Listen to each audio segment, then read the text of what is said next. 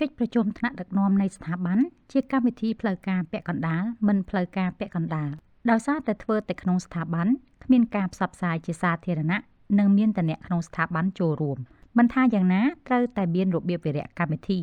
គ្រាន់តែរបៀបវិរៈនោះមិនទាមទារការរៀបចំនិងការតាក់តែងប្រណិតពេកទេគ្រាន់តែផ្នែកខាងលើមានឈ្មោះកម្មវិធីបន្ទាប់មកបញ្ជាក់ថាក្រោមអធិបតីភាពរបស់ថ្នាក់ដឹកនាំរូបណាកាលបរិច្ឆេទប្រជុំពេលវេលាប្រជុំនិងទីកន្លែងប្រជុំរួចហើយដាក់តាមលេខរៀងប្រធានបទដែលត្រូវលើកក្នុងកិច្ចប្រជុំនិងឈ្មោះអ្នកលើកនិងបរិយាយប្រធានបទនោះគឺជាការស្រេចគ្មានការកំណត់ម៉ោងចាប់ផ្ដើមនិងម៉ោងបញ្ចប់ដោយធ្វើបទបង្ហាញទេ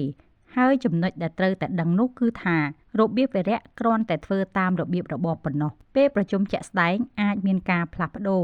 ឬលើកដាក់លេខរៀងប្រធានបទហើយនឹងអាចបន្ថែមប្រធានបទផ្សេងៗទៀតផងដែរដូច្នេះជាទូទៅនៅផ្នែកខាងក្រោមរបៀបវិរៈតែងមានដាក់ចំណាំថាកម្មវិធីនឹងប្រែប្រួលតាមភាពជាក់ស្ដែង